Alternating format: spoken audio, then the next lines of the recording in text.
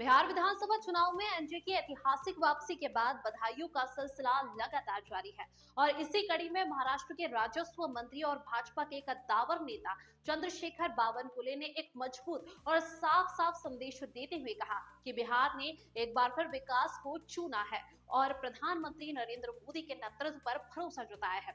बावनकुले ने न सिर्फ एनडीए को बधाई दी बल्कि बिहार की जनता को धन्यवाद भी दिया, मगर साथ ही उन्होंने कांग्रेस और खासकर राहुल गांधी पर सीधा निशाना साधते हुए कहा कि वोट चोरी जैसे आरोप लगाकर कोई चुनाव नहीं जीतता, जनता के बीच रहना पड़ता है, उनके लिए काम करना पड़ता है। अब सवाल यह है कि बावनकुले राहुल गांधी पर आखिर इतने तीखे क्यों हुए और कांग्रेस को 2029 तक लेकर उन्होंने क्या बड़ा दावा कर दिया। आइए जानते हैं पूरी रिपोर्ट। अगर वोटों के परसेंटेज में हम जाएंगे तो बिहार की राजनीति में सबसे बड़ी जीत ये आपको दिखेगी। महाराष्ट्र के राजस्व मंत्री और भाजपा के वरिष्ठ नेता चंद्रशेखर बावनकुले ने बिहार में एनडीए को मिली बम्पर जीत पर खुशी जताई है। उन्होंने साफ कहा कि बिहार की जनता ने एक बार फिर विकास को चुना है और प्रधानमंत्री नरेंद्र मोदी के नेतृत्व पर भरोसा किया है। उन्होंने कहा कि आज भाजपा और एनडीए का जनाधार लगातार बढ़ रहा है। बिहार की जनता को उन्होंने धन्यवाद देते हुए कहा कि ये जीत विकास, विश्वास और काम की जीत है। लेकिन असली राजनीतिक हलचल तब मच गई जब बावनकुले ने राहुल गांधी पर सीधा हमला बोला।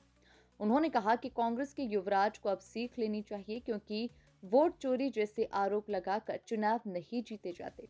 जनता को झूठी कहानियों से नहीं, काम से प्रभावित किया जाता है। बावनकुले ने कहा कि यही वजह है कि आज कांग्रेस अपने सबसे खराब दौर से गुजर रही है। राहुल गांधी के नेतृत्व में महागठबंधन अपनी जमीन खोता जा रहा है। उन्होंने तो यहाँ तक कह दिया कि 2029 तक कांग्रेस को देश में ढूंढना पड़ेगा, क्योंकि जनता अब उन पर भरोसा नहीं करती।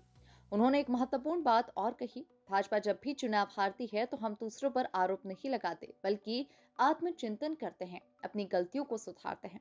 उन्होंने याद दिलाया कि महाराष्ट्र में जब भाजपा लोकसभा चुनाव में कमजोर पड़ी थी, तब किसी पर ठिकरा फोड़ने की जगह पार्टी ने खुद को सुधारा, और उसी आत्मचिंतन का नतीजा है कि विधानसभा चुनाव में भाजपा को बम्पर जीत मिली। बावनकुले ने कांग्रेस को सलाह देते हुए कहा कि उन्हें भी आत्मचिंतन की जरूरत है, न कि हर बार चुनाव आयोग, भाजपा या जनता पर ठीकरा फोड़ने की। अगर हालात ऐसे ही रहे तो कांग्रेस का भविष्य और भी धुंधला हो जाएगा।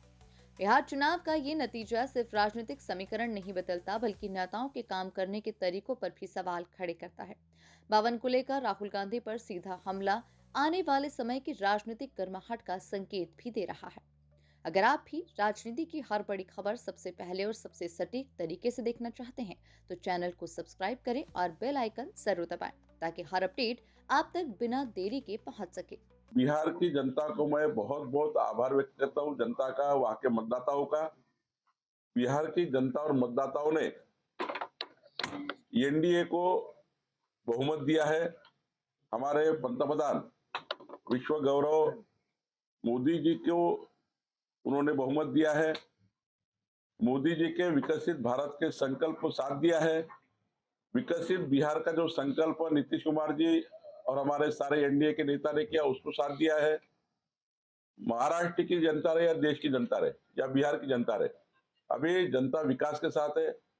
जिस प्रकार से विकास का रोडमैप बिहार का रखा गया, वो रोडमैप पे लोगों ने वोट दिया है और मुझे लगता है ये बहुत बड़ी जीत।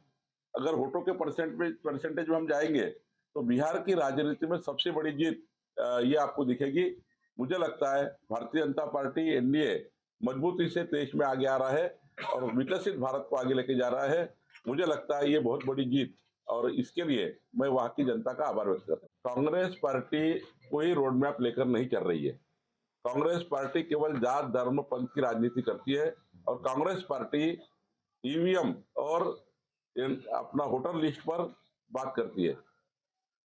महाराष्ट्र की जनता ने हराया, बिहार की जनता ने हराया। आप जो वोट लोग देते हैं उसके वोटों के लिए आप आक्षेप लेते हो। जनता ने कमल को वोट दिया, जनता ने नीतीश कुमार को वोट दिया, आप क्या कहेंगे? अब तो वोट चोरी हो गई। आप कहेंगे कि वो यादियां भी बराबर नहीं थी। देखिए, उनका नेतृत्व खत्म होते जा रहा है।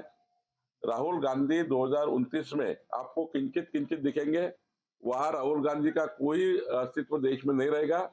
विकास के साथ लोग आएंगे, मोदी जी के साथ लोग आएंगे, एनडीए के साथ लोग आएंगे, विकसित भारत के साथ लोग आएंगे। मुझे लगता है ये यही आगे की राजनीति है। अब आगे की राजनीति विकास की ओर है।